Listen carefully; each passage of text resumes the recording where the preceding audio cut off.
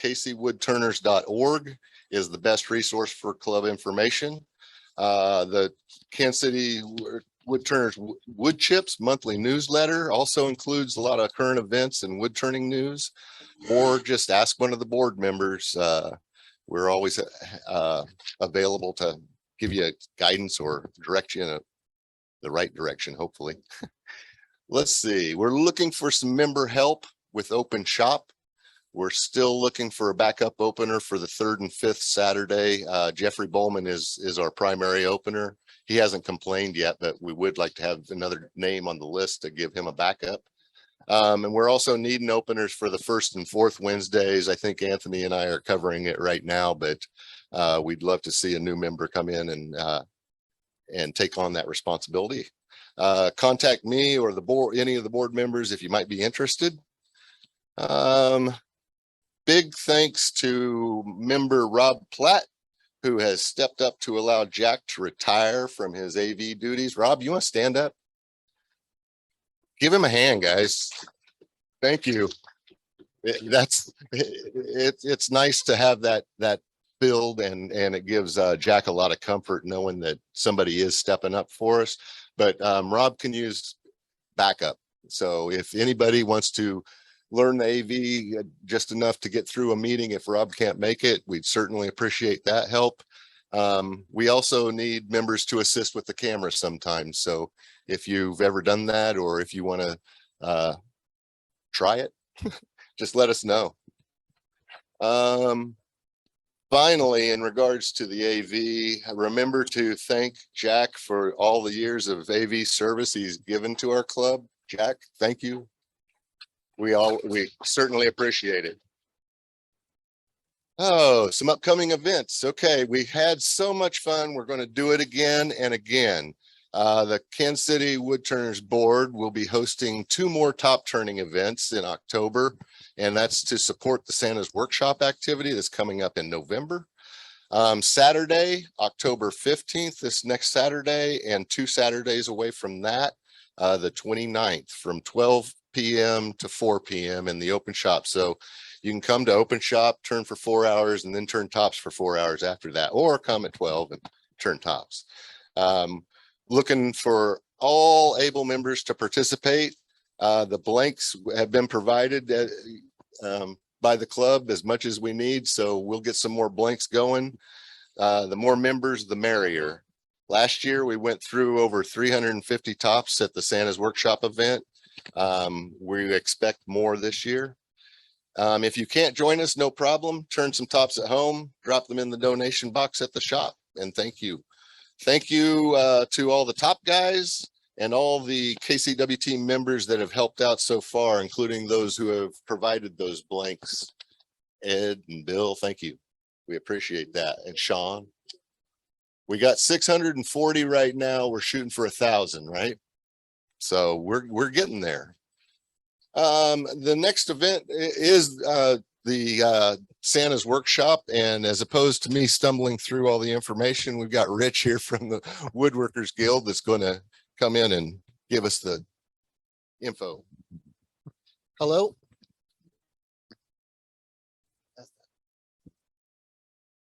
So it's just 76 days till Christmas. If you hadn't known that, it's 76 days till Christmas. Before that, we've got this event coming up, the Santa's Workshop, which if you were able to be there last year, was really a great event. I mean, I've been participating in several things, taking several classes with the guild, but I don't think I've ever done anything that has quite warmed my heart as much as being part of that Santa's Workshop last year. We need volunteers. We need volunteers desperately. It takes a lot of people to run that. And it's not just running the machines. It's also having people who are greeters. It also is having people who can help out with refreshments. It's also having, we just found out we're going to have a couple parking attendants out there, because there's certain places that people aren't allowed to park now that we have an ambulance across the street. So there are lots of opportunities, not just for you all, but also opportunities for your families, friends, people you drag off the street, whoever you can get to come and help out with this. So Last night, you should have gotten an email that has a link to the actual volunteer list to sign up Genie. Please, if you haven't done so far, please go out there if you can and sign up for a session or so. We'll be sending out a link out several times between now and November because we have a lot of spaces. So thank you for your time. Let's see, Sean, do we have a sign up genius for our tables? From the website, they can get to the sign up genius. That's to kind of cover our bases as far as the wood turners. We're going to try to actually have 2 lathes this year, spinning tops the whole time while the kids are coming through. They stand around and watch and enjoy it. So it's great.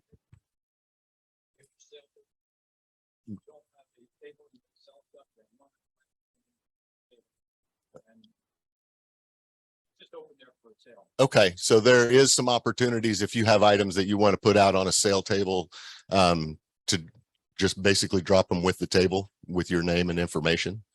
So if you money or check, and then they'll give it to you at the end of the day. It sounds pretty easy especially if you're just trying to get a few items out there. Okay, and as well, I want to make sure everybody knows that the club, the Woodturners Club, will have a table there as well, and we do need some donations of like ornament type items or things Christmas oriented. Small money items is usually what goes good. So it's a great event. I'm with Rich. When I was there last year, I was smiling the whole time and enjoying all the smiles I was getting back. So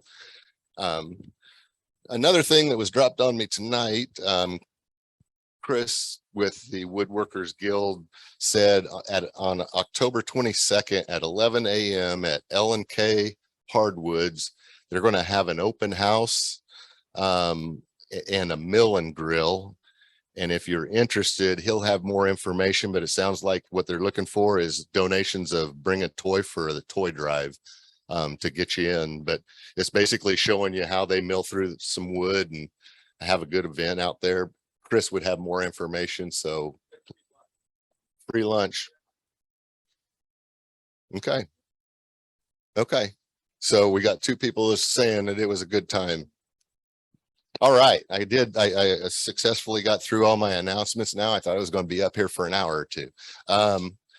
We'll get started with the demonstration, but before we do that, I want to, if nobody knows him, I know everybody's that's been here and watched him demonstrate knows him, but Phil Sykes has taken over Effie's responsibility of giving us a little safety information. So Phil, take it away. Thank you, Chris. Am I on the screen? Hey, there we are. Hey, how's everybody doing tonight? So yeah, go true. So I'm gonna make this quick for that specifically. Why is not everyone wearing red? First of all, Sean, it's green, not red you're wearing, by the way. All right. I guess I'm wearing a black shirt tonight. I did not realize I'm wearing a California shirt today, and they're playing the Raiders, right? Wow. Okay. Let's get back to safety, though. So Effie asked me if I would take over the safety minute, and I don't know how many people he asked before me, but I said yes. So I'm going to try to keep it brief, but keep it informational and exciting for you guys and gals. So if you have anything safety-wise that you think would be great to share at the club, or you see something going on in the shop on a shop day or whatnot, please let me know, or let Chris know, or one of the other board members, and communicate that to me, and we'll try to get it together. For tonight, I wanted to mention, how many of you have ever seen a wood turning video on YouTube, Facebook, Instagram? You've bought a DVD or something like that. Most of you have, right? How many of you ever seen one where you're like, ooh, man, that is not the right way to do it? Clint, you've seen a few of those? Yeah, Canadians, is that what you said? Oh, wow. Do anybody else Canadian in here tonight? I was on Instagram the other day. I was watching a video, and I saw this wood turner take a really expensive Thompson gouge with a Thompson handle, put it flat on the tool rest, you know, parallel to the bed, and just push it straight into the wood. And I thought, that's not how you use a bowl gouge. And I watched the whole video, and it, you know, I saw her make the cuts and it was working. And then I scrolled down to another video on her feed, and she was doing the outside of the bowl first. Then she's doing the inside the same way. She has the bowl gouge parallel to the bed, pushing it into the wood. And so I scrolled further down because I'm trying to figure out, okay, maybe she's a new turner. Maybe she doesn't kind of know how to use a bowl gouge. And a couple of videos later, I saw her with a carbide tool. And I was like, okay, this makes sense. If that was a carbide tool, she was using the right technique and the right form to work on a bowl like that. I've never used carbide tools, but I'm pretty sure that's how you do it, kind of like a scraper, right? Yeah, just jam it in there, something like that. But for a bowl gouge, that is not the right way to do that. So my advice to you, or what I wanted to bring up as kind of a safety thing, is if you've never used a tool before, have somebody show you how to use it. You know, whether that's somebody here at the club, or you look it up on YouTube and maybe find some reputable turners who are good teachers, who have a lot of videos and have a lot of experience to show you how to use that tool. You know, the best thing is a hands-on person to help you with that. But I would encourage you to, if you're learning a new tool, get somebody to help you with that, so you learn the proper technique and you're safe doing that. Because you know, the way she was using that tool could have been a pretty violent catch, and you know, she could have gotten hurt very, very badly. So I just encourage you to do that. And then the second thing, because you've all seen videos and you've all seen maybe videos that aren't very good, of good quality, make sure that you're being a good kind of watcher of those videos that you might find online or on YouTube, wherever. And that if you find one that you're like, I don't think that's very good technique, or I don't think that's a very good thing to be teaching someone, you know, that kind of a thing, you know, realize that you know, everyone's at a different spot in their turning life. But make sure you're ingesting kind of good content off those platforms too. But that was probably more than a minute, but that's all I got for tonight. Oh, next month, you got homework. I want you to figure out what the swing is on your lathe, or if you have multiple lathes, what the swing is on all of your lathes at home. I don't know how many you have. And then also find the diameter of your chuck jaws and your face plates. And we're going to talk about that next month. All right. Thanks, Phil. Very good job. Okay, that brings us to our big event tonight. Visiting from the Chicago area. I don't know if it is Chicago. Are you studios in Chicago? Coming fresh off the Turn on Chicago symposium that happened about 3 months ago. We'd like to welcome Clint Stevens, who is also,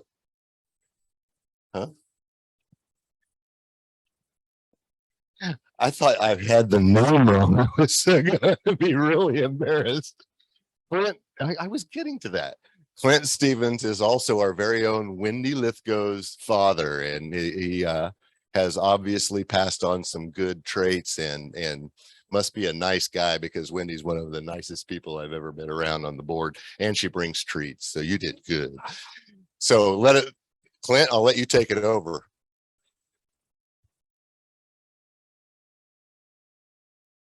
Am I live? I'm live. One day, and that day may never come, I may call on you to do me a service. I'm turned off. I've got someone to blame.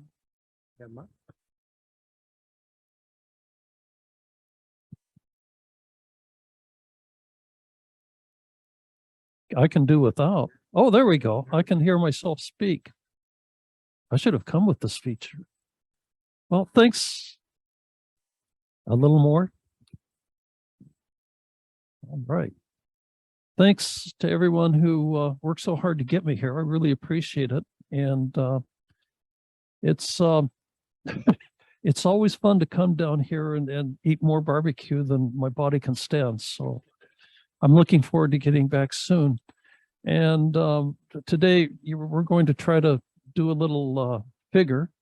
And if you've ever wanted to jump in and do a little multi-axis turning, this is not a bad place to stop or start. It's a simple project, and you can get it done fairly quick. And we were just, our president Chris was just talking about Santa projects.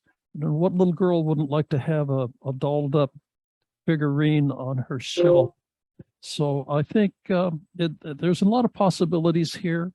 And if I ever get invited back after tonight, I also do pompadour boxes, what I call pompadour boxes, double pompadour boxes, and we can pass a couple of those around. And the reason that I had brought so many little things here is I spent some time experimenting, and experimentation's good, and we get different results. I got tired of the standard version, so I started burning them. It works well with ash, and if you set fire to it and then scrub it with a brass brush, not steel, too aggressive, not nylon, not aggressive enough, you get kind of what I call an old man effect.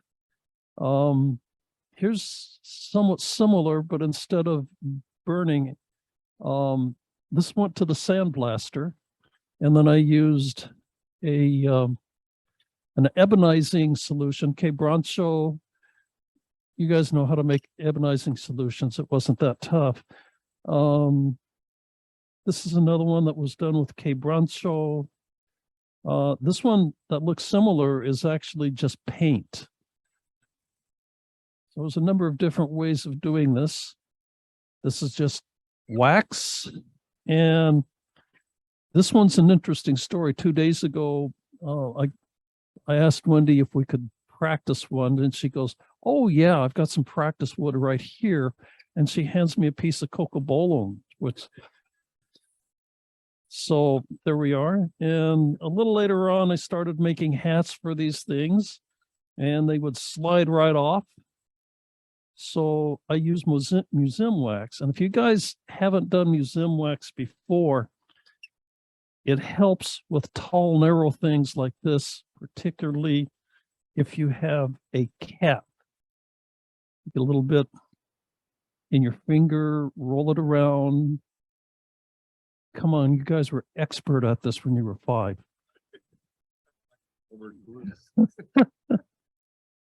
Apply it to the bottom. And now it will set and not be knocked over when you have a small breeze.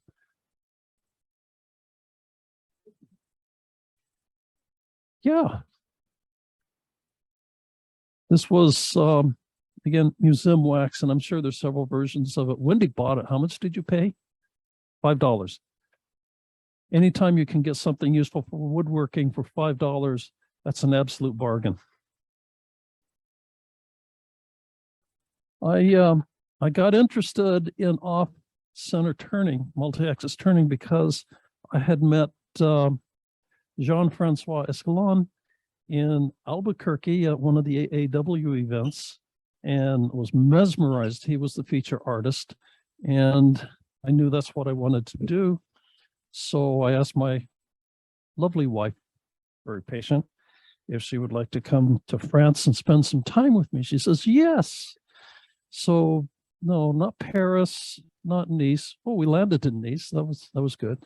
But we were out in the middle of nowhere where Jean-Francois was, and spent a week with him. And that's basically where I had started. So what we're going to do is, like we do most things, find our centers and put it on the lathe. And for you guys who do not really care for off-center turning, I'll try to have a few tips for you too, including this, which is your standard pencil, but I put a rare earth magnet on it. And then I don't have to search around the shop. It's always right there. By the way, I know this, I make a lot of assumptions, so feel free to ask if there's something that you're not following, you need a little bit more information on.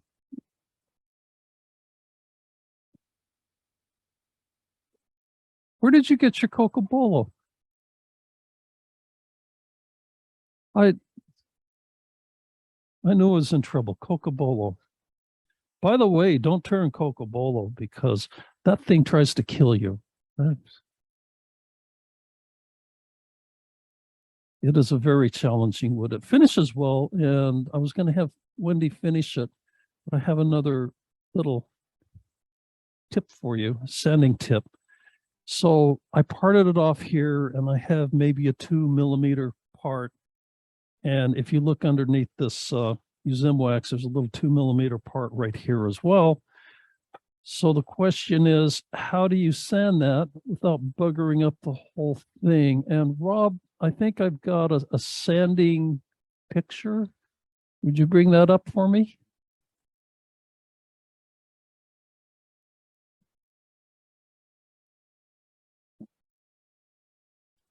I caught him by surprise.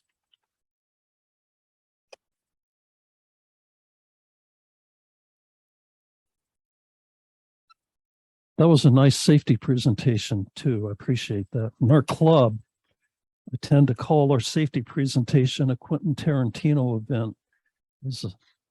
At the end of it, it comes to be a story about how somebody has lost an important body part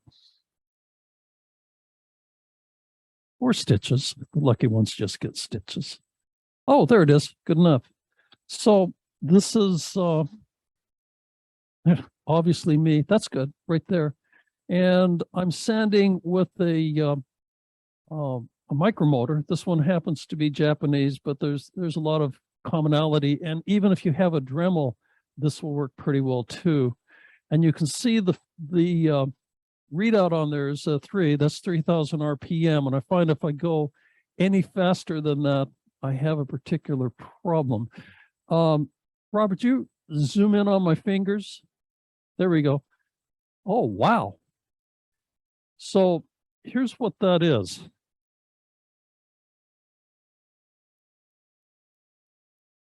If you get your micromotor, it's going to come with a little thing. Put it over here. You'll recognize it. And it supports these useless sanding discs. So I take that off and I put a little, there we go. I put a little piece of sanding paper on there that I mount into the micromotor. And the way that I do my sanding paper is I'll take some Scotch, double stick tape,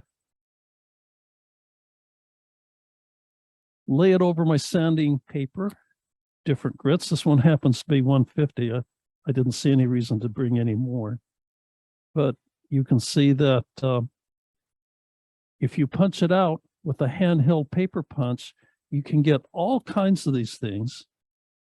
Peel off the back, stick it on. There's a screw here. Take the screw off and throw it away. You don't need that anymore. This is a repurposed tool. And now you have something that sands very efficiently small areas. And I don't know. I hope even if you're not an eccentric turner or like eccentric projects, this might help you out a little bit.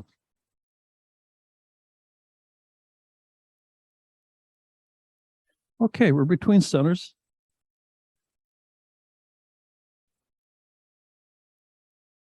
By the way, I have a little longer drive session, a drive center, and it's just like yours. There's not a whole lot of difference, except it's a little longer. And the reason for that is because some of these projects, I swing my tool around this way, and quite often before I would hit the headstock.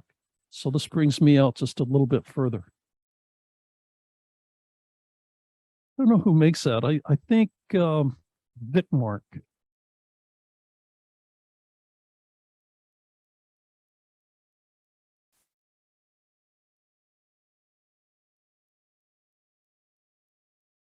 So I figured while we do this, I would probably tell some embarrassing stories of Wendy's childhood. I'm not going to do it. Don't worry about it, Wendy. Honestly, I cannot remember ever spanking her.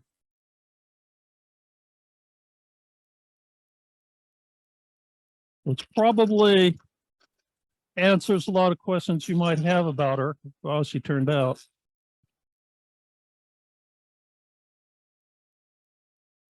Oh, I always forget something. On some of these projects, if you orient the grain correctly, you can come up with the grain at the front, which I call a face, or on the sides, which I call ears. So you're going to decide early on whether you want face or ears. And I'll pull this off for just a second, and we'll make that decision. Here's my grains. They run this way. So if I want ears, I will lay this out kind of on this axis. If I want face, I'll do the cross axis. And we'll lay that out right now. Can you see straight down?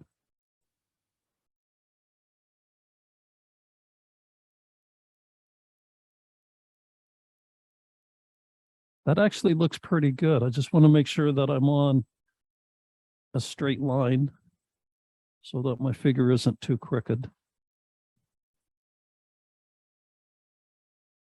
By the way, I think that online are directions for doing these and maps. So you shouldn't have a whole lot of problem with this. There is a major decision you're going to make because we've got 3 axes, and the distance that these axes are apart will affect the way that this looks. If they're further apart, it's going to be stockier. If they're very close together, you're going to have a very slender piece. And I've taken to the slender pieces. Don't do a stocky piece and give it to someone you like and say, you were my inspiration. It doesn't turn out well.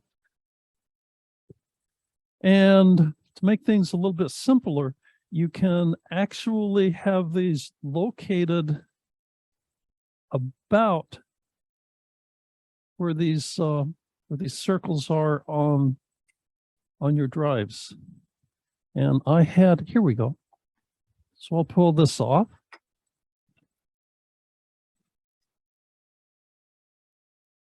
And if you think that I forget things as we go through the demonstration, I forget things all the time. So this is a very normal type of a situation for me. I have a mallet. Ah, thanks.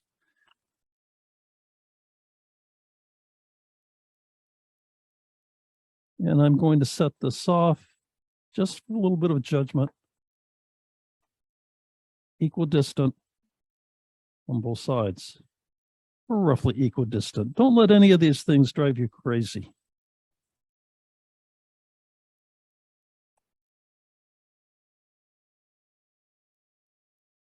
What's that? Yes. And this is probably pretty important. We'll get a picture of this. Should I walk over to this camera, Phil?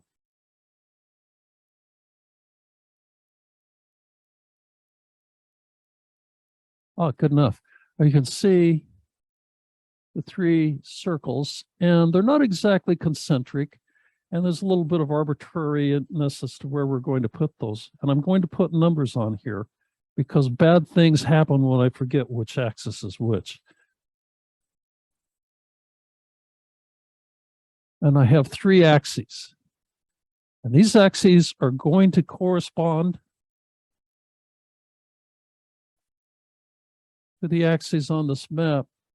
Rob, have you got the map? There it is.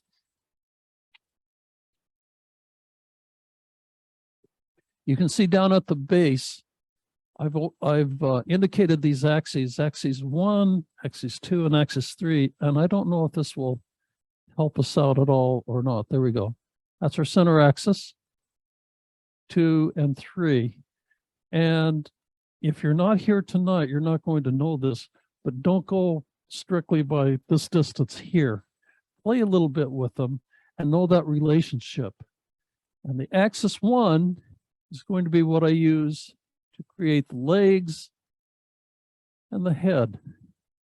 Axis 2 is for the middle part, and axis 3 will give us the shoulders and the neck. And I am ashamed to say it, but it took me years. I knew how to make a male form. So kind of that proud chest out sort of a feature. And it finally occurred to me that if I just make a cove there, I've got a female form. So it's not that tough.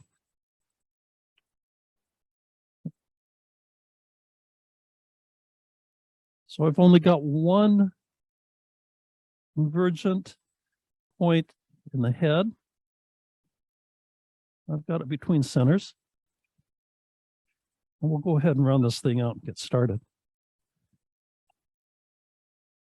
Again, I'm on the center axis.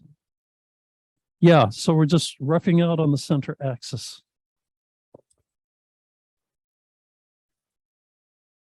The headstock, whoops. The headstock is where we're going to be putting the, well, the head.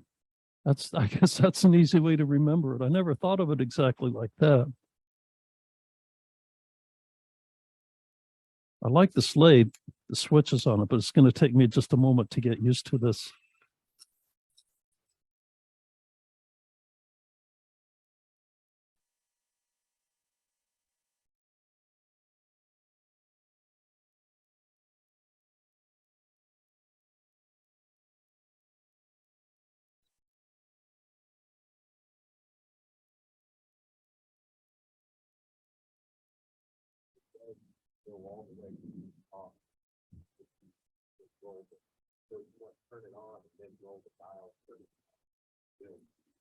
Oh, you want it down further?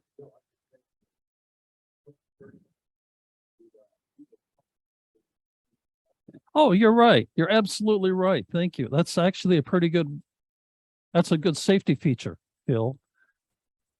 That's not one of the Tarantino safety features. That's a good one.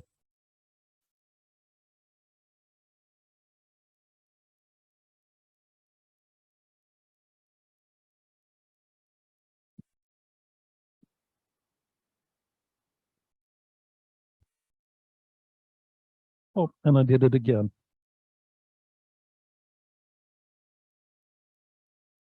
This happens to be a piece of maple. It's my favorite, actually my favorite wood to work on because there's an awful lot that you can do after you have it off. I've been playing a little bit with ebonizing and burning and paint. By burn, I tend to like ash, something with a strong feature. But I'll tell you a small story. I went to Honduras. Chris promised to keep me off stories too much, but I went to Honduras with another woodturner, and we were working on a bridge with Habitat for Humanity, had a day off, and we went to visit another woodturner. Woodturner carpenter had an outdoor shop, and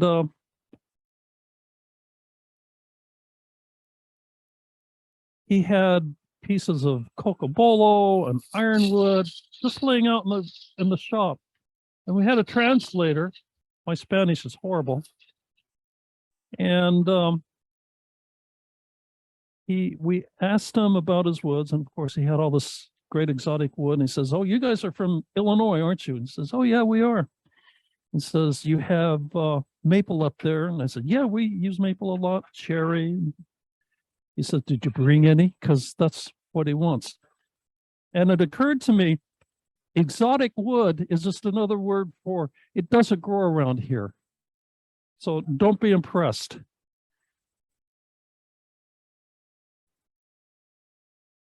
All right, now I'm going to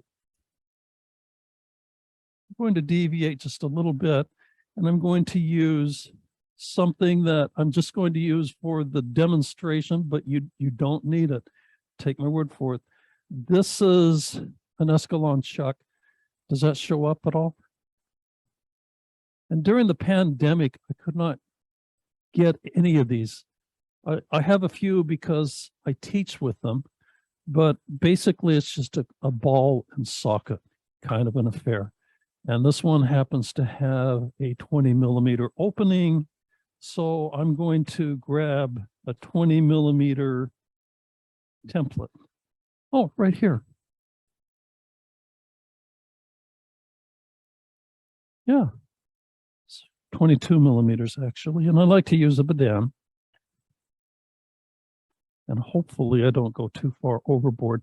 I like to cut more wood off than I should. And when you're looking for precision, it's a problem. One of the reasons that you don't have to have this is if you want, you can put it between centers and you're okay until you get very thin. Like if you get like the legs, and then as you have pressure on it, it'll bow and flex and you'll start to get some chatter. So my solution for that, I'm sure you guys are smart, you could come up with better things. I've made some openings like this that will fit in a 50 millimeter chuck. And then we just tilt the whole thing back and forth. So you don't need this, but I use it here because I always use it. And I think for the demonstration, it makes it just a little bit safer. You guys use a Badan? This is worth getting used to, isn't it? Oh, me too.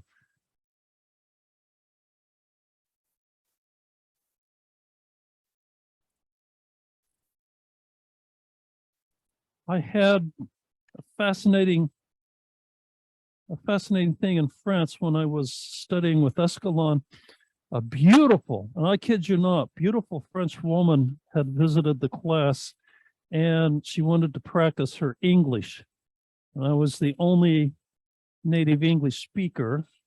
And they had me using a Badan because even though I've been turning for 12 years, I was a beginner because I didn't know how to use a Badan.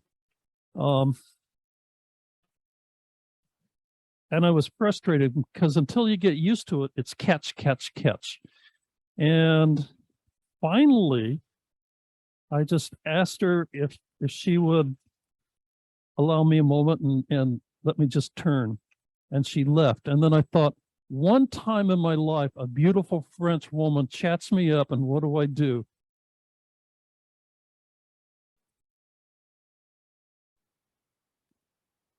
And I'll take just a little extra time here because the fit here is actually fairly important.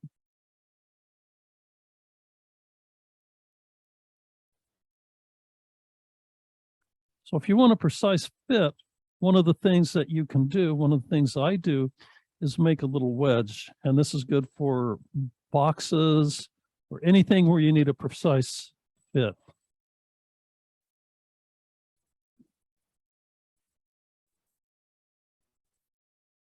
And I don't know if you can see it or not, but I've got a little bit of a wedge right here. We're not trying to drive Phil crazy, but I'm afraid I might. And somewhere along this wedge is going to be our perfect fit. And actually, there it is. Does that show up? Okay, good. So I'm going to make a little burnish mark. And you can't see it, but there's a small mark right here. And now that's my target.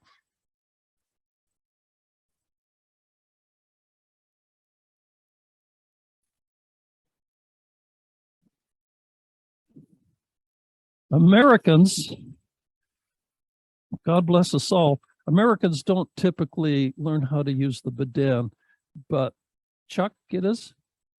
Mike, I am so sorry. Have Mike teach you. It's worthwhile.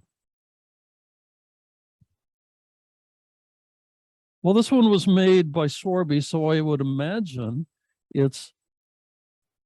has one edge.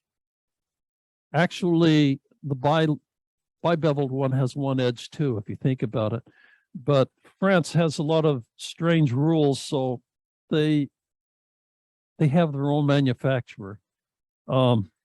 Sorby's always been my go-to for price and bang for the buck.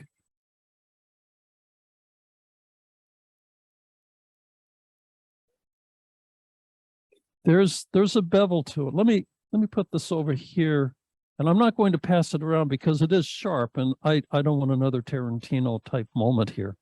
But come pick it up and take a look at it. It's trapezoidal, which allows you to part without getting trapped. That makes sense. Now we'll see how I did. And while I've got you, and I'm trying to keep the stories to a minimum, I have been going to this type of figure, which isn't canon as far as our map goes. But if you're familiar with the golden mean, I try to follow that. And I try to follow that with a lot of my turnings, so that this happens to be a golden mean caliper. And the difference here is 1.618 to 1. Is that, is what? It could be. So, is it not? It's different? You artists can tell me, but I found out 2 weeks ago because I thought, oh, I've got this nailed. Turns out Japanese have their own. So the Tanami wrap mats and things like that all have a different thing. So I've got to take a look at that. But this is sort of the Western version of that. And as I lay this out, I've got most of the upper body proportionate to the lower body, exactly like this. And if you don't have a set of these, I think Amazon will have them, or you can go down to a beauty supply store and they'll do the same thing. And they lay out eyebrows with them. You guys, yes, they do. I kid you not. You thought you knew everything about women. No. But even like the head, widest part of the head, 1.618 to 1. Da Vinci taught me that. We went to school together.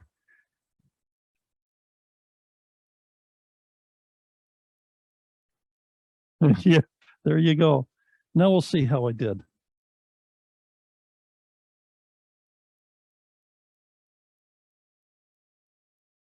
Not too bad, actually. Better than I deserve.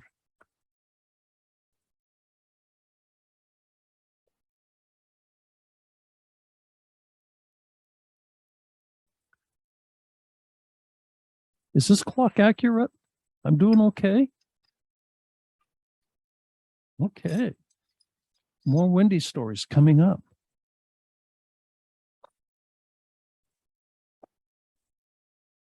By the way, I didn't get a chance to thank you guys for hosting the AAW a few years ago. That was honestly a fantastic event, and I appreciate all the effort you guys put into it. Oh, we'll never do that.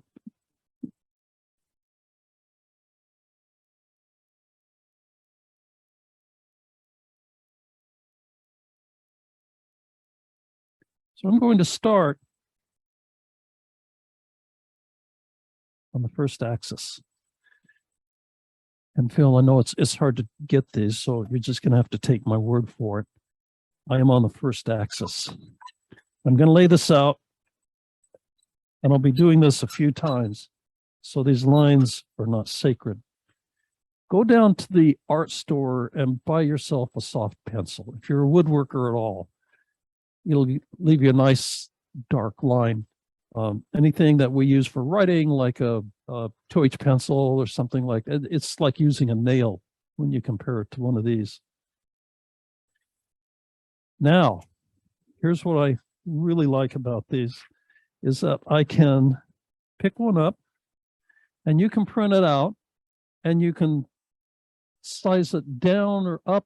You guys know how to use a computer. You can make it, the smallest ones I've made are about 1 inch. And I used them in a model of a balloon. But in order to have these exactly where you want, and I would imagine the first time you do this, you might want to follow this a little closer. I have folded this down. If you prefer to have it on the outside. You can fold it like this. And now you can lay out your whole map. And I'll do that.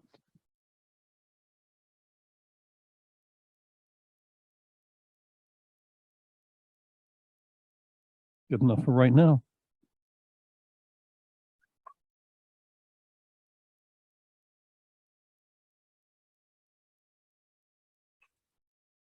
Boy, you guys are easy customers. Very few questions.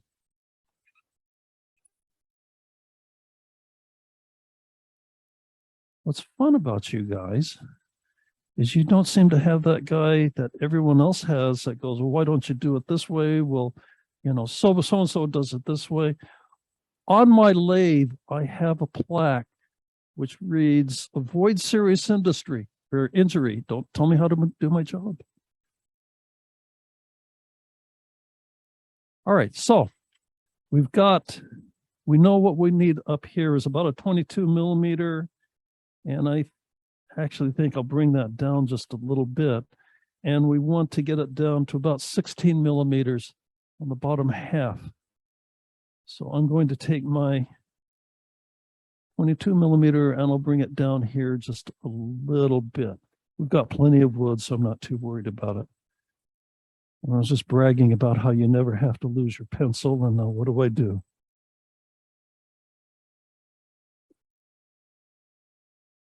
Here's a pencil, 2H.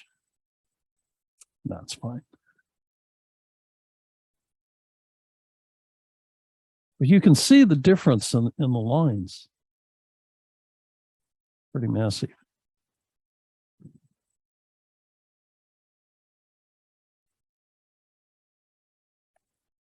And you can use any tool that you like. But again, my favorite is the Badan.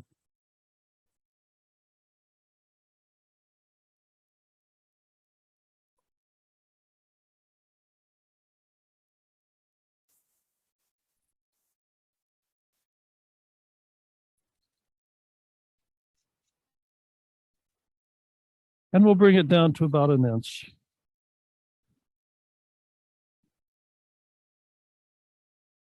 I know I do, and I hope you do. Give Wendy what for from time to time, but she was actually a model child. Her brothers more than made up for it.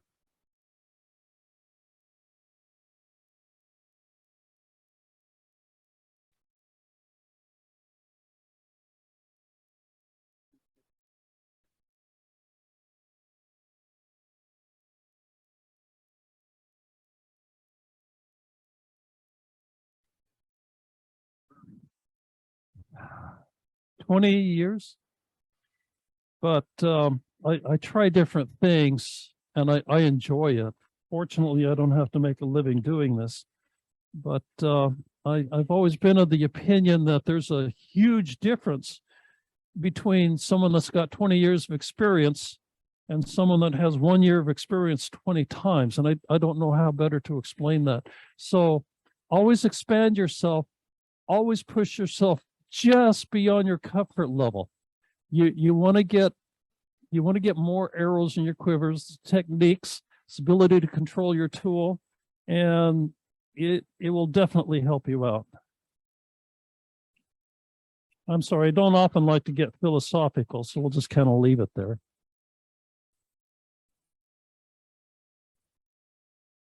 Okay.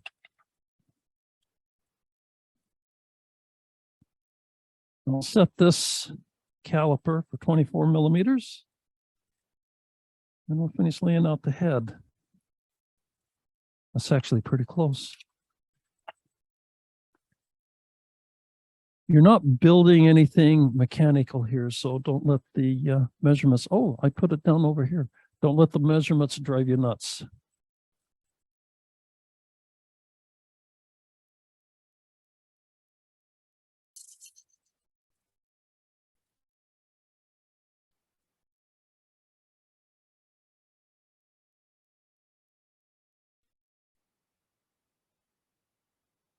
I did it again, Chris. Now down for the tail end, I'm just going to reduce this a little bit. And I'm not going to go for final form yet, but I am going to allow just a little bit for the stand. You can see the stands down here in some of these. And the reason I have that is because it adds mass at the bottom. It makes your tall, thin figure a little more stable.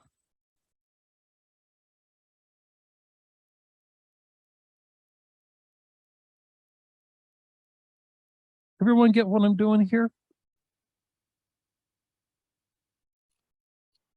Ooh, I didn't get that too round at all. That's a little better. And right here at the pelvis, I can read, I want 52 millimeters. This happens to be just about 2 inches. Ooh, I'm about there. I get excited and go, ooh, a lot, so you'll have to pardon me.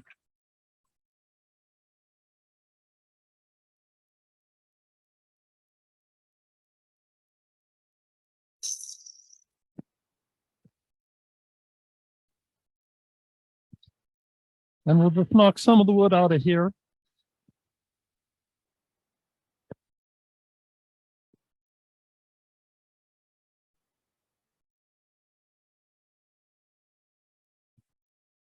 I'm sure that you have folks here, including Phil, who's going to give you the doctrine of sharp tools.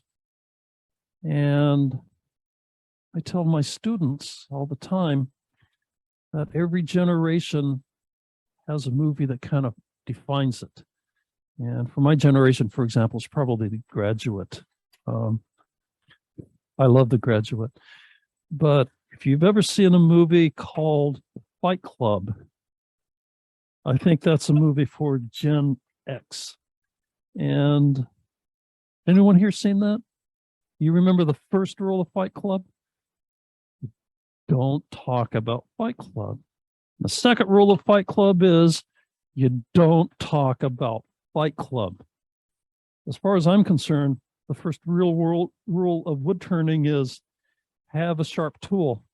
And the second rule is have a sharp tool.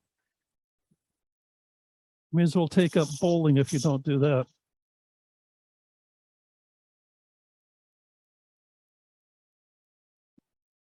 All right, now we're going to lay this out and we're going to change axes and things will start to get a little more interesting.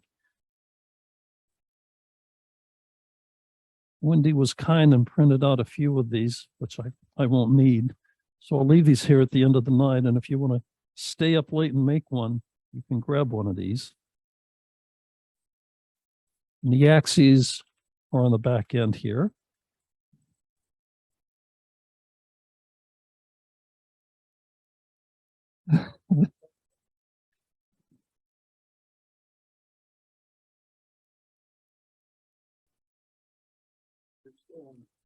I'm still on the first axis. I'm going to move to work on this this area right here, and I'll get to the second axis. And if I screw up, actually there's a lot of ways to screw up, but if I screw up, it's because I've lost track of what axis I'm on. If you screw up, find your own way.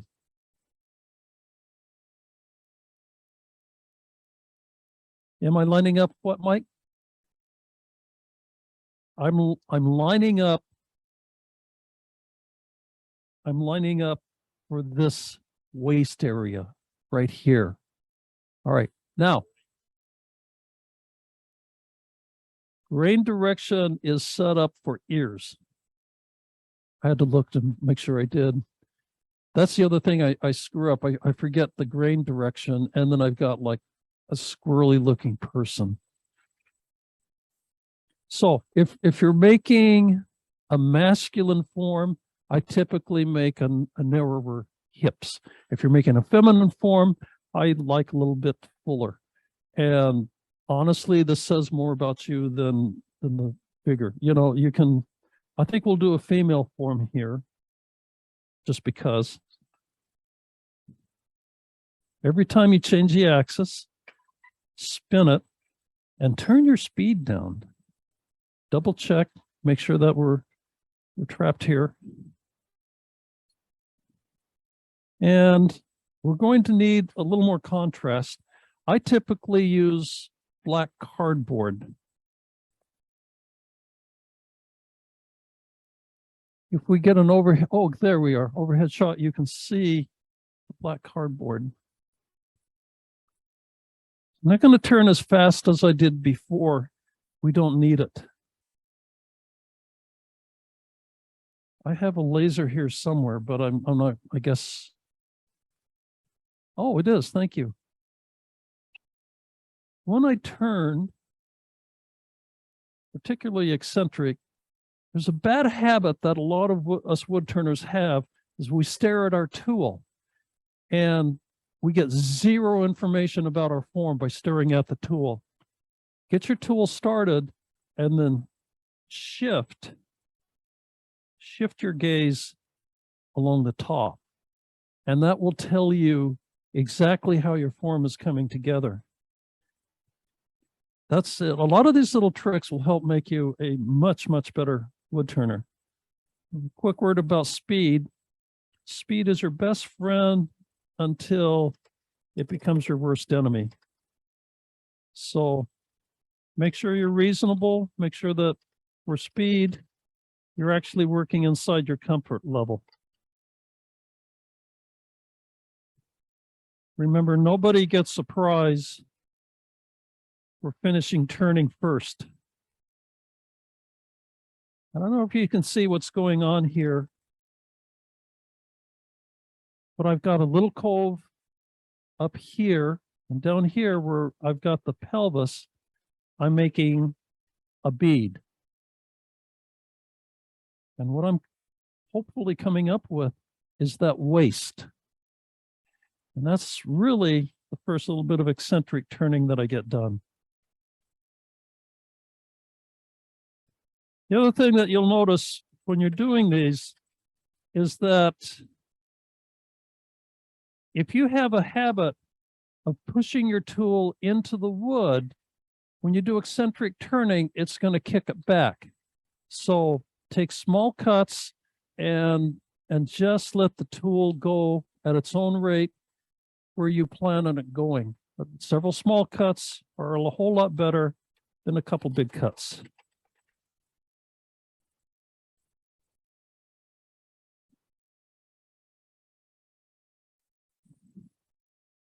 This is so much easier than Coca-Cola Wendy.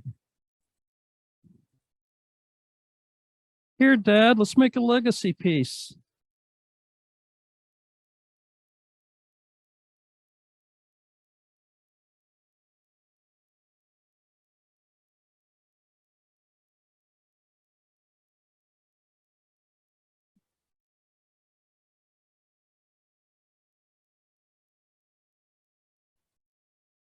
There's a term, and if you guys know a better term, I'd sure like to hear it, but I call it Ghostwood, where you can see almost through here, but you get an interrupted pattern with your laser.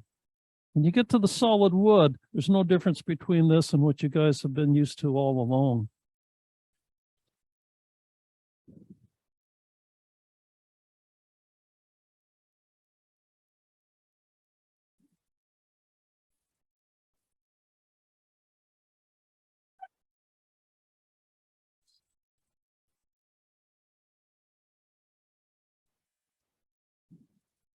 Since we're doing a female form, I get a little more curve in here.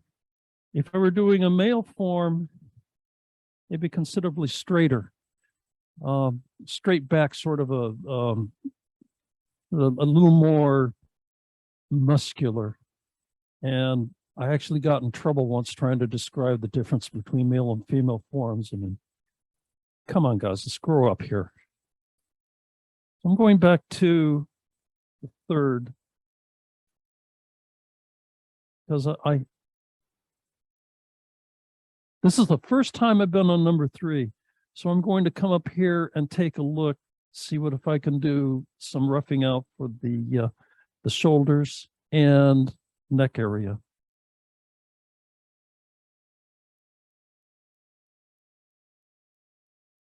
So for the female form, I like the swoop from the chest right up through the neck. And ideally, I like a nice slender neck and the back of the neck intersecting the skull.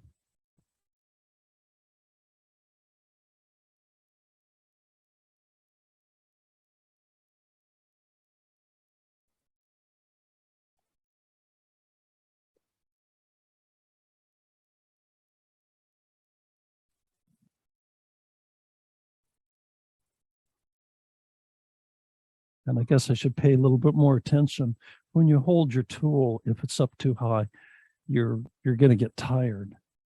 So I'm going to lower it so that I continue cutting on this downhill side. And now we have a decision to make about this female form as to where we want the curve to begin and how acute that curve is going to be.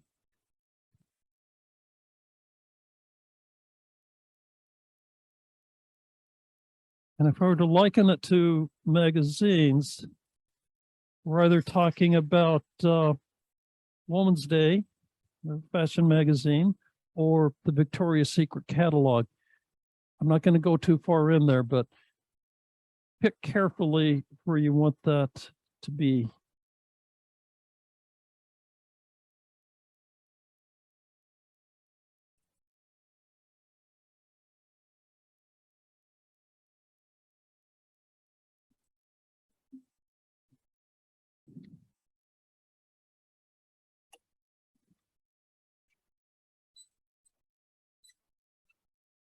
My gosh, I might actually get this thing done.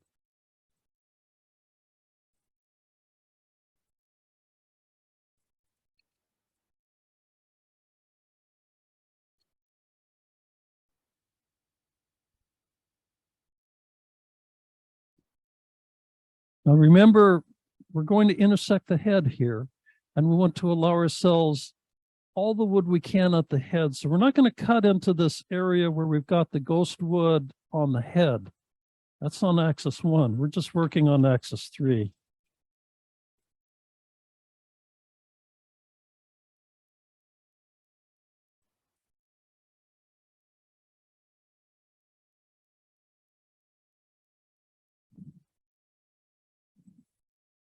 And that's probably close to it for now.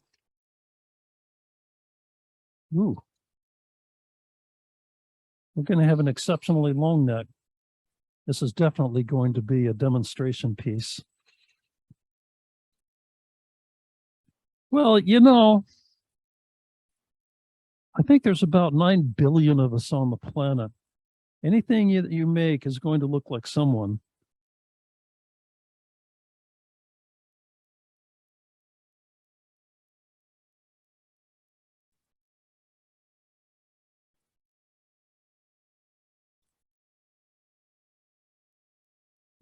So now you can see the form actually beginning to come together. I'm going to go back to axis 2 and work just a little bit more, Gesundheit. Work just a little bit more in the center.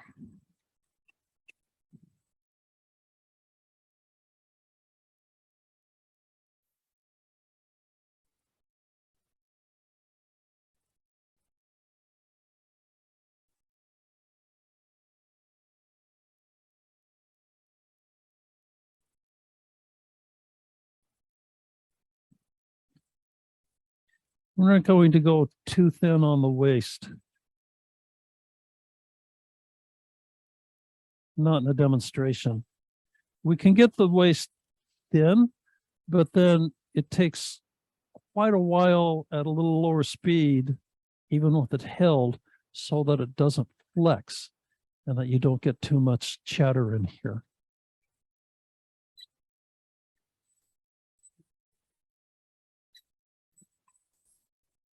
Oh, looks like I'm already getting a little bit. I definitely won't go any thinner on the waist.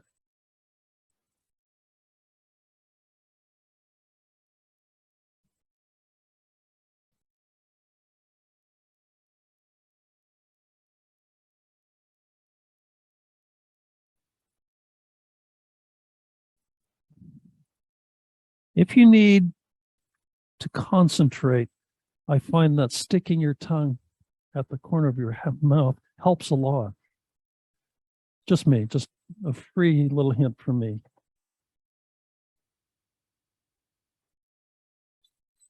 Okay, let's do a little bit on these legs. And we're going to take the whole thing down to maybe 3/4 of an inch or so. I'm sorry? The legs are on axis 1. Thank you for pointing that out. You remember I told you that one of the ways that I really like to screw up is by working on the wrong axis. So if you have legs that are bent backward, and you know, that's my work.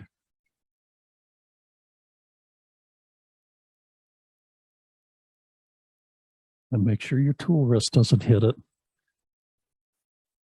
I'm always pleased to show you all the ways to screw up.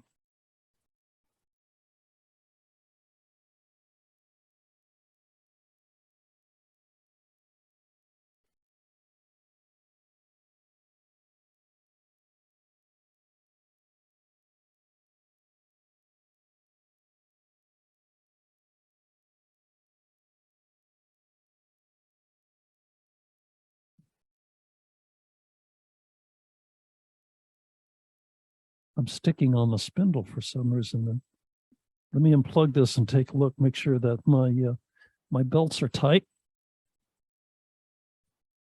Yep. Ooh.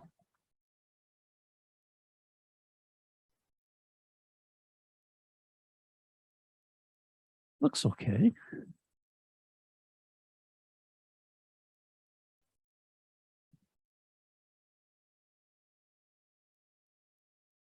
It is grabbing. Let's see, it's soft, so I can stick my fingers in here.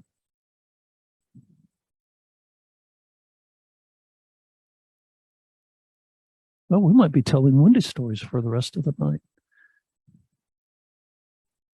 Something's... No, it isn't.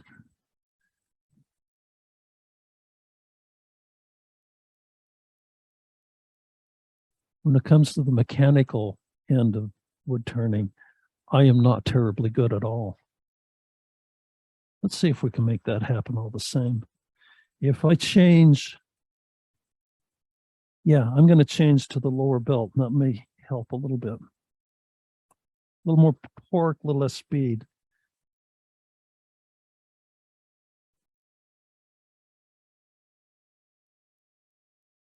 Doesn't seem to be bearings. The bearings would squeal.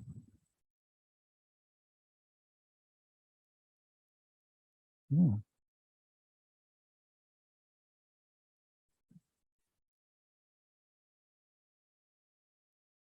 Oh, yeah, power helps.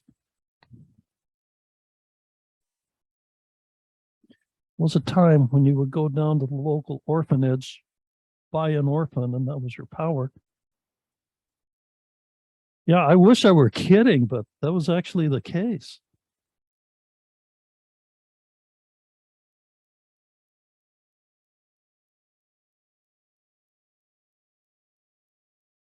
Now we're dead in the water.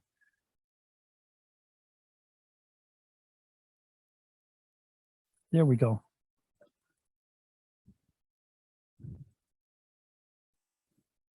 Okay, we have more torque, so I think I'm fairly confident.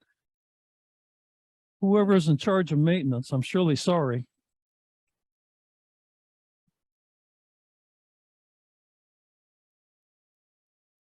Probably. Every time she leaves my shop, it's an absolute nightmare. Plus half my tools are gone. I saw them in her shop, so they're not terribly, I know exactly where they are. Okay, now I need my contrast because I'm going to be working right off the pelvis.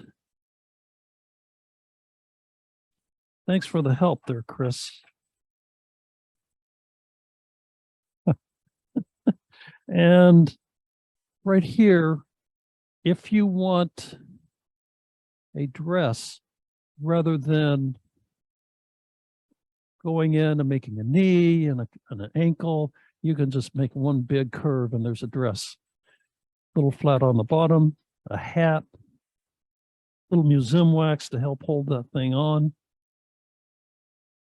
I guess you could glue it on, but that grabs me as a little bit of a sacrilege for some reason.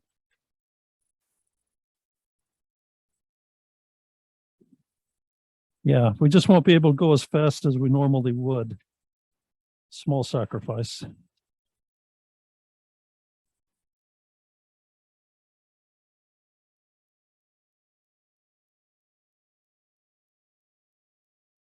And for me, that's probably one of the hardest cuts.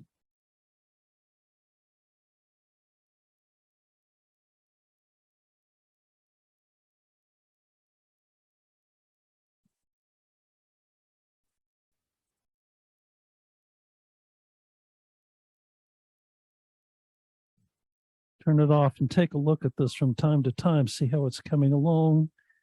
And, oh, that's not too bad. We'll take it.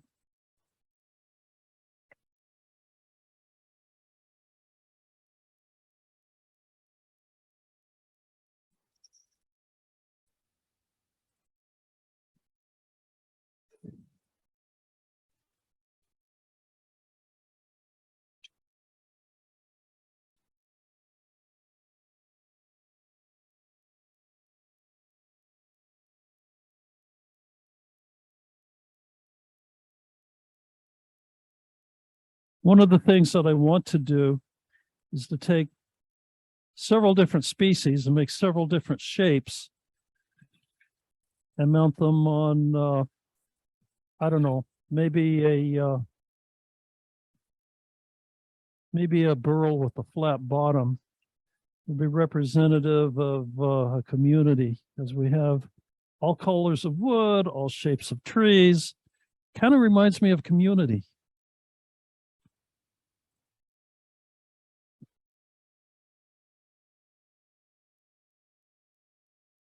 So what I'm looking for here is about 16 millimeters. And again, rough guide, a little bit more. Don't let these things drive you crazy. It's like, God, you know, I went from 16 millimeters to 14 millimeters. I have screwed up the project. No, you haven't. You've done fine.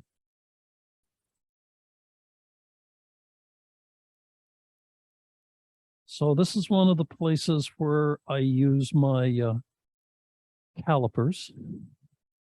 Too big, too small. Just right. I've learned from Goldilocks.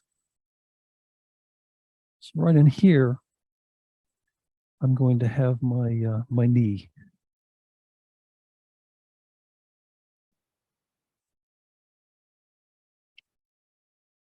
Oh, you guys are quiet. What's that? I get them from beauty supply stores. My lovely wife back here ordered these from where? New Zealand? She found a toy maker in New Zealand, and all I can tell you is they're fantastic. I can't afford them, but I'm married to a woman that can, and I was a good boy this year. So as a romantic gift for our anniversary or my birthday, I forget, I think it was an anniversary gift, she got these for me.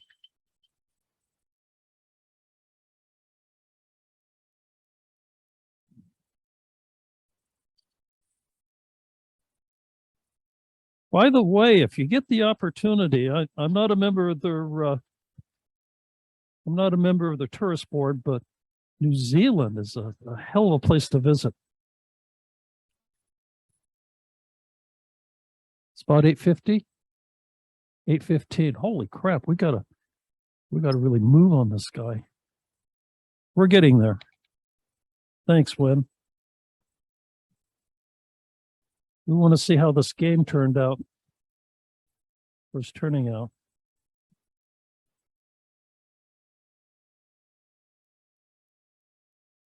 There are areas of New Zealand that look like an Indiana Jones movie could break out at any moment. I mean, it's something else.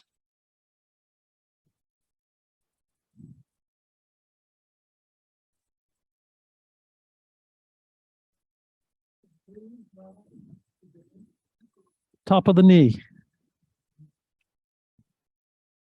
Number 1 center. So this is one of the things that I like to do toward the end so I can get a little thinner and it doesn't affect the whole thing. And I try to get a loose hold on the end. Again, if we get too tight, we'll develop chatter. And I want you guys to be able to get home at a reasonable time. So we're going to not get terribly thin.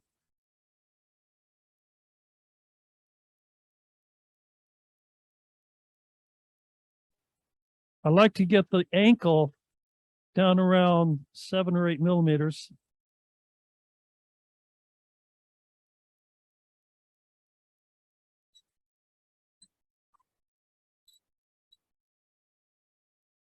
You can see it's coming along fairly well.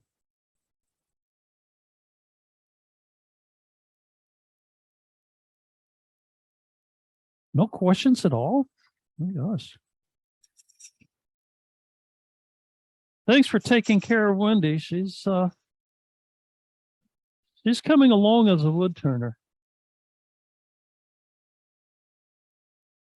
And she tells me over and over again, my God, they don't give me nearly enough work to do.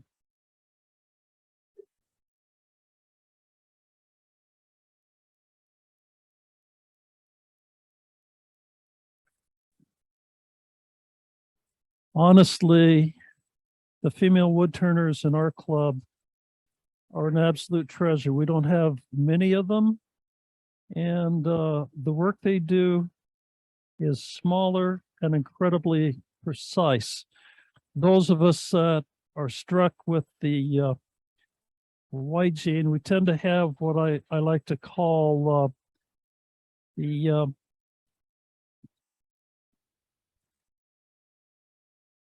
Keith Allen, who was that in Home Improvement?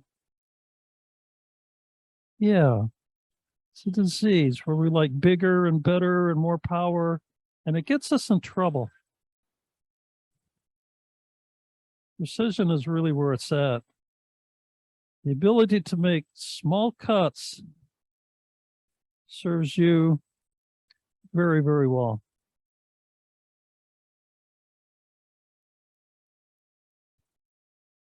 Okay, I tend to spend too much time on the legs.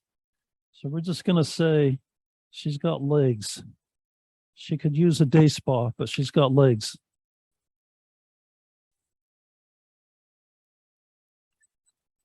A real quick word, and I'll do this while we're doing this part. I'd like to get a little bit of sanding in while you're on that axis, because once you get off the axis,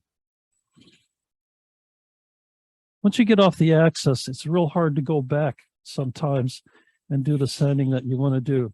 And I know this is not a sanding demonstration.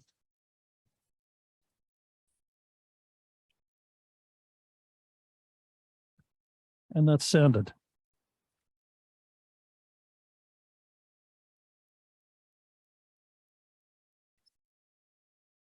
Okay, let's take a real quick look. Let's finish off this. I think the second axis.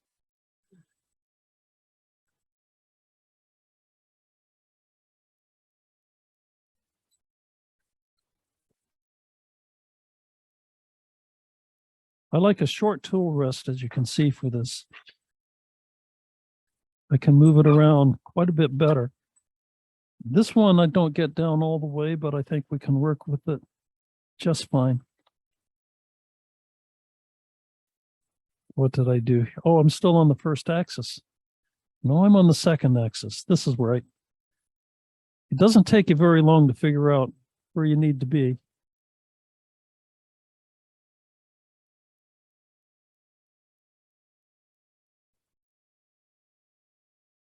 So you get the cuts going and feather it on in.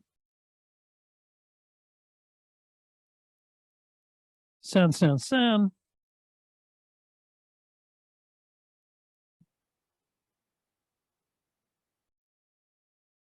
Back over to the third axis.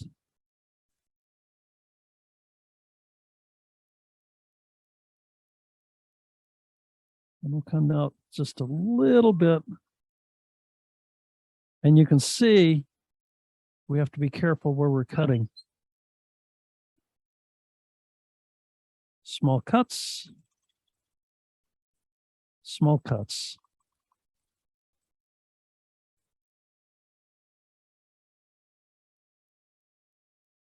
Small cuts, sharp tools.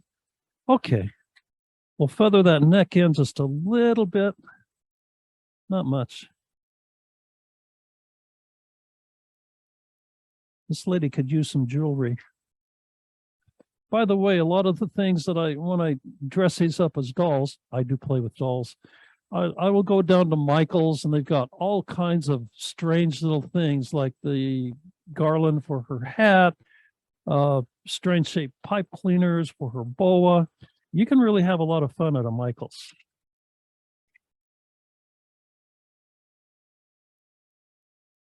Here's a chin.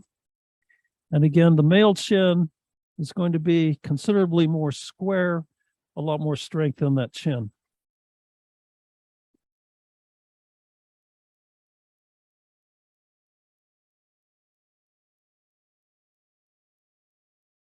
There we go. Now we can do the head.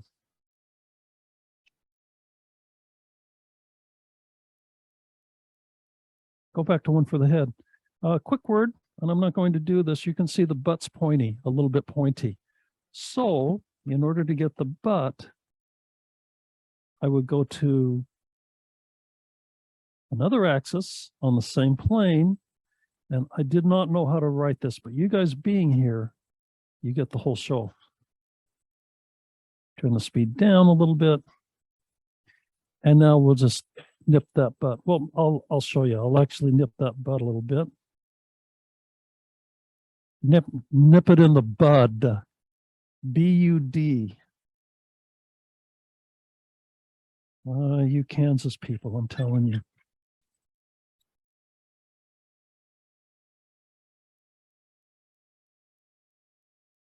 If it wasn't for the barbecue, I'd have to come down for the architecture and the arts, the people. I like Kansas. Thank you. You get the idea. And now the butt's a little bit flatter. And again, what you do with the butt is more of a reflection on you than anything that has to do with the model.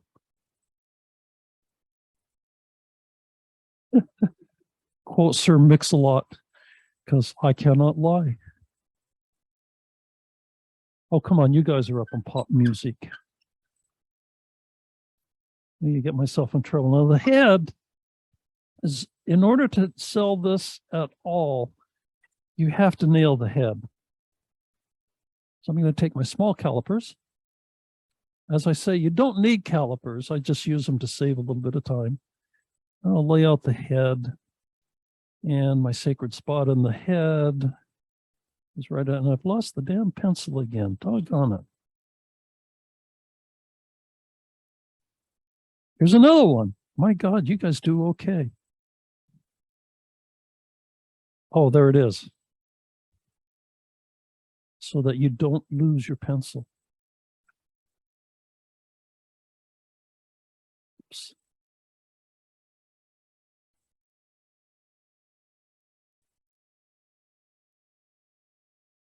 There we go.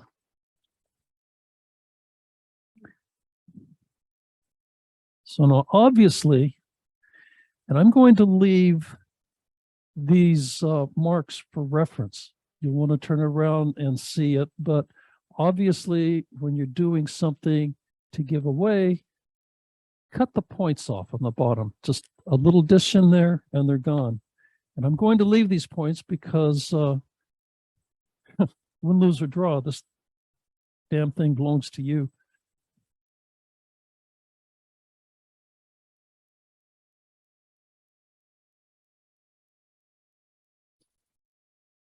Make sure that the tool rest doesn't hit your turning.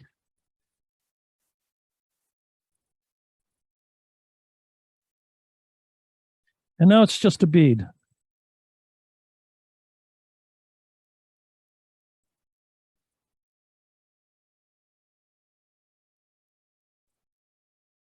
On a contiguous curve through here. And as I look at this, I can see where the neck begins. I'll stop this.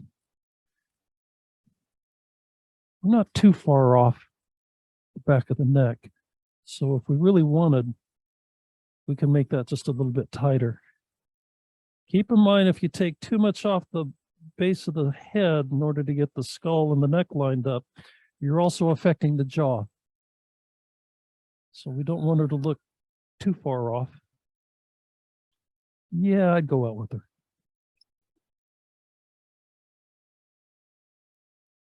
Now we're up to the head, at the top of the head.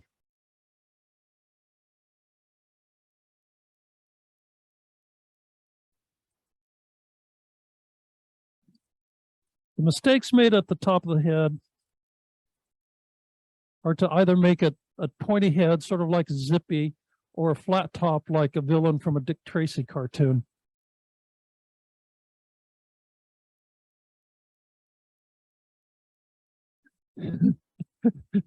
Chester Gould was one of my favorite. My God, that was a violent cartoon. For those of you too young to remember, Chester Gould would have Dick Tracy in a showdown with, well, flat top because it's appropriate. And you could see where the bullet goes in his forehead and trails out the back. And even as a kid, I thought, oh my God. Yeah, Chester Gould was something else. I don't know who does it now. I think he's still around. Really? Okay, now you can see I'm getting in tight. And by the way, I tend to use detail gouges for that because it's got mass and I've got a lot more control and the ability to get in tight. So I've got a detail gouge here with a 20-degree bevel. Yeah.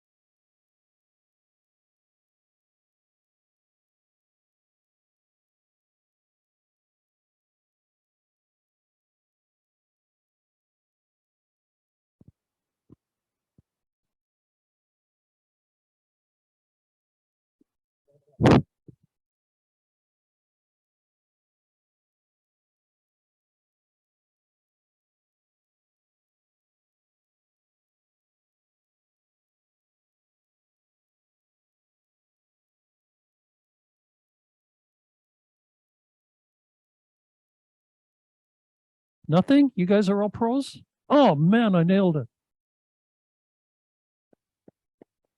Ah, thank you. What's that? Yes, and this, I'll pull this off, and I've got like 2 minutes left before you guys ditch me. Oh, I don't think I'll sit on it. Wendy, you'll remind me. There we go. I forget who it was, but another teacher told me that if I get a project done and it doesn't fly off the lathe and no one's blinded, you go ta-da, and then wait for the applause. So oh, thank you. I'll show you this. And if I ever get invited back, we won't do this. We'll do like the pompadour, the double pompadour box. And they're kind of fun. They're a little more challenging.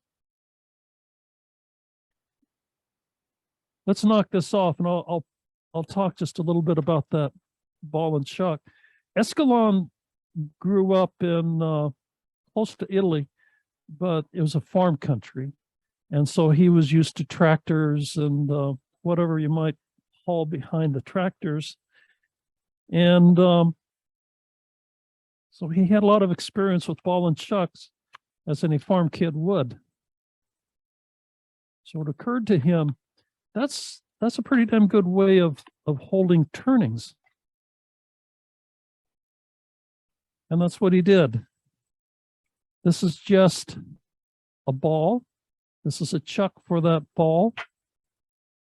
And they come in a variety of diameters. I like this one for this particular project. 22 millimeters was perfect. I've got one that's 10 millimeters. That's nice for little finials. And there's other options. There's face plates. There's big ones that's where the heads slide back and forth. You can do stacks of coins. It's just, it opens up a whole new world. And this one, you don't even need this. So I hope you play a little bit with it. And thanks for inviting me out.